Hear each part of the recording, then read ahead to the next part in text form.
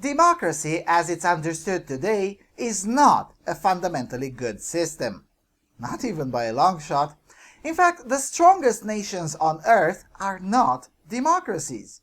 The United States is not a democracy, but a republic. The United Kingdom is not a democracy, but a common law monarchy. Singapore is not a democracy, but yields a better standard of living than all of the democracies combined. China is de jure a communist dictatorship and de facto a corporatist federal republic. Japan is an empire. Most democracies on Earth, both present and in history, can't even begin to compare with these nations. Let's explore.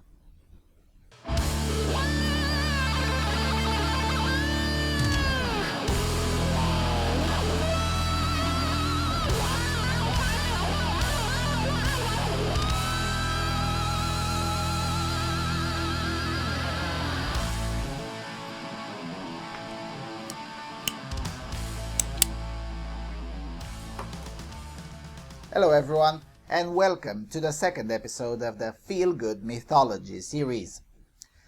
The political and the chattering classes of modern-day Europe and North America profess to be Democrats, in the sense that they profess the belief that democracy is fundamentally good.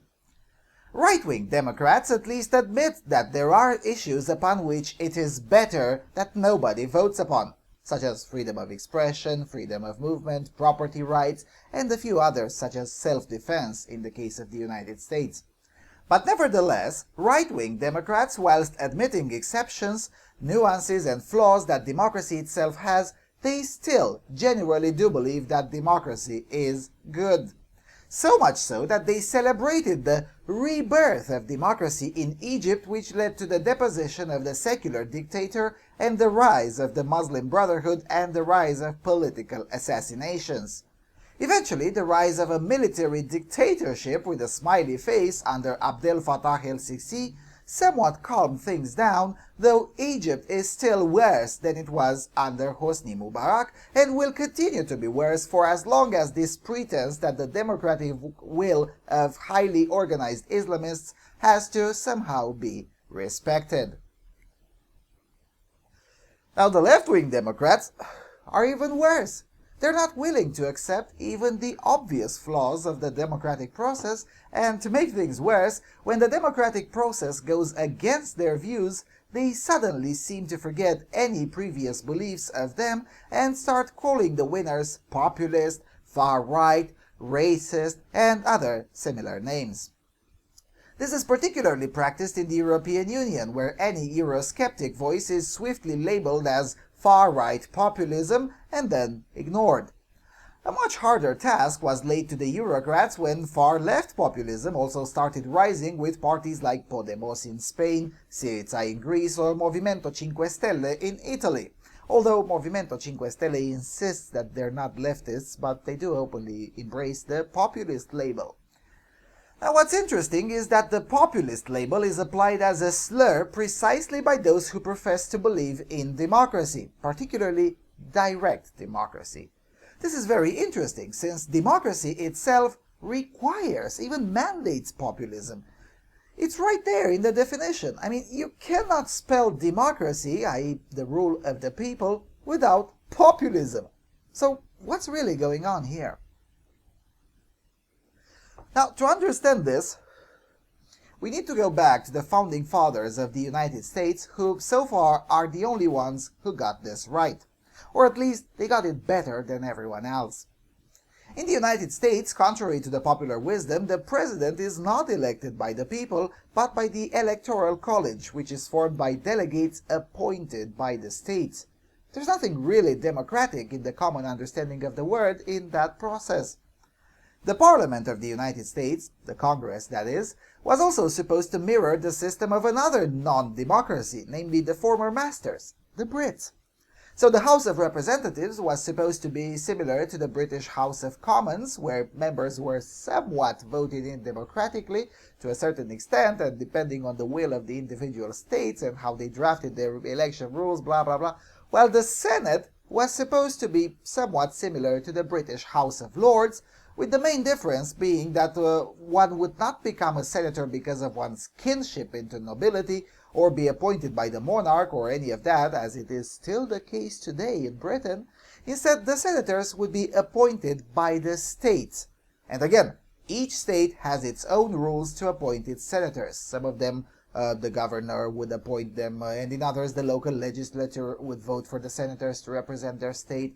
The main point was actually that the state would act as a counterbalance to the democratic will and would defend the rights of the states themselves rather than the popular opinion within that state or in the nation as a whole.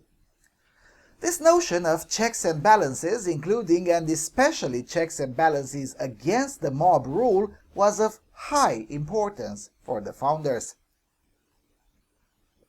Now, sadly, a little over 100 years ago, the Americans ratified the 17th Amendment, which enacts one of the worst ideas possible, namely to kill the checks and balances against democracy in lawmaking and making the Congress essentially indistinguishable from any bicameral parliament in continental Europe. Since then, Americans have adopted a plethora of other democratic reforms which have weakened the republic further and made it resemble more with the European weaklings. Now, the leftists celebrate that, but they really shouldn't, because it's only under democracy where you can get a very bad idea implemented simply because it's popular. To this argument, the believers in democracy usually say that bad ideas are abolished much harder in a purely republican system or generally in a system that is very little interested in democracy, such as monarchy, autocracy, benevolent dictatorship, and so on and so forth. And you know what? They're correct in that. Transition from bad ideas to better ideas is indeed slower in systems that are not exactly democratic, but history also tends to show that this is a trade-off worth having because more bad ideas have come to fruition through democracy than bad ideas being prevented from removal in less democratic systems or regimes. So, does this mean that just because democracy is not fundamentally good, then democracy is fundamentally bad? Well, no, not really. Understanding that democracy is not fundamentally good is the first step from one's journey away from the dominant idiocy that tends to view democracy as an end in itself. This is what happened in Egypt. Way too many people saw democracy as fundamentally good and an end in itself. Then the people voted in the Muslim Brotherhood and Mohamed Morsi as president. And then shit hit the fan, throwing Egypt from a middle-income country, slowly getting into modernity, into an Islamic hellhole. Another example is Turkey. Way too many people are bemoaning the fact that Turkey is slowly going backwards under Recep Tayyip Erdogan, and they're right. Turkey is indeed being re-Islamized as we speak, and things are bound to get worse for the foreseeable future. But this is happening because Erdogan has been allowed to undermine the checks and balances imposed by the founder of the Turkish Republic, Mr. Mustafa Kemal Atatürk. Now, Atatürk knew that the secular regime will not resist under democratic pressure, and his civilizing reforms, such as abolishing the caliphate, abolishing the sultanic aspirations, introducing the Swiss civil code, banning Sharia, and so on and so forth, he knew that these reforms would gradually be eroded in a purely democratic system. So he gave the military enough power to take down a government if that government goes on the path of Islamism. And it worked. Despite setbacks with several military coups in the last 90-odd years, Turkey has been kept away from Islamism and on path to being a modern and civilized country with quite a high degree of freedom.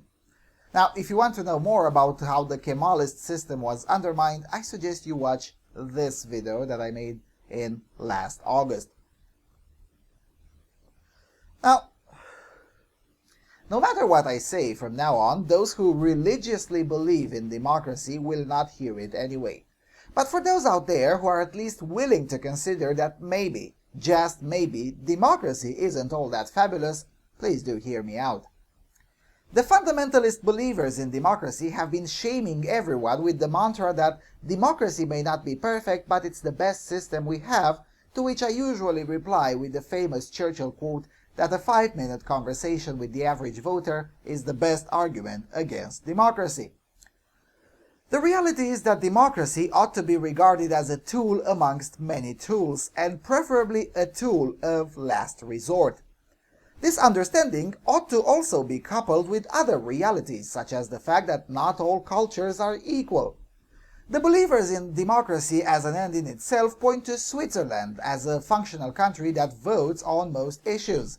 Now that's all fine and dandy until you look at certain details that make Switzerland tick. Now pardon the pun. These details that make Switzerland an exception rather than a country whose system is worth considering exporting. For instance, the Swiss voted against the minimum wage. The Swiss are armed, unlike most of Europeans, the Swiss have actual borders, and the Swiss tended to vote conservatively most of the time. I mean, heck, Switzerland didn't even have female suffrage until early 70s, and the canton Appenzell-Innerrhoden only allowed it in 1991. That's why the Swiss model works, because at least for now, the populace has certain cultural characteristics that simply don't exist in sufficient proportions in other places.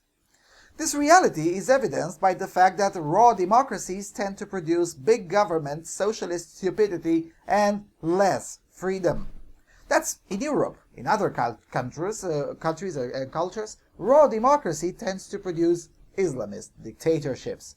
I mean, Hamas won an election fair and square. So did the Muslim Brotherhood. Now, once one understands that cultures are not equal and that the democratic will is not necessarily the best, and in fact it's usually the worst, that's the moment one can only conclude that democracy by itself simply isn't fundamentally good.